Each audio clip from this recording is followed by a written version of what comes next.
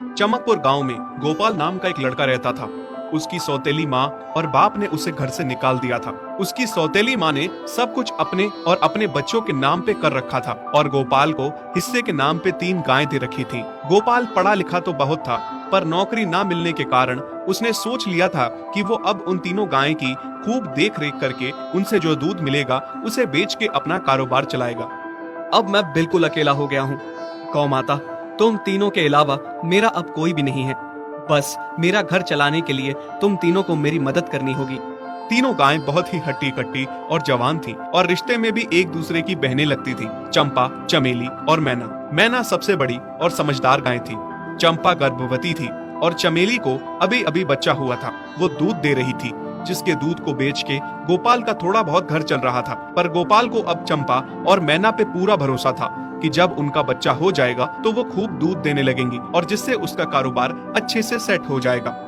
देखा चमेली बहन, हमारे मालिक को कितनी उम्मीदें हैं हम तीनों से।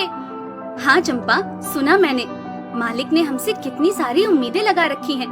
और उम्मीद रखे भी क्यों ना, कितना समय खर्च करते हैं मालिक हम पे और कितनी सेवा करते हैं हमारी, कितना खिलाते पिलाते हैं हमें। और फिर हम मालिक की उम्मीदों पे खरा ना उतरेंगी तो धिक्कार है हमारी जिंदगी पर।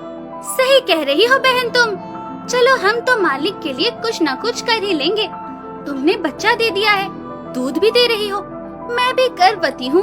थोड़े दिनों में मैं भी बच्चे को जन्म दे दूंगी, फिर दूध भी देने लगूंगी। लेकिन इस मैना दीदी को देखो, हम दोनों से बड़ी हैं, एक बार भी बच्चा ना दे पाई आज तक। क्या इसका फर्ज नहीं बनता मालिक के लिए कुछ?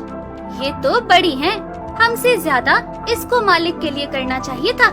लेकिन हम छोटी होकर इतना सोच रहे हैं।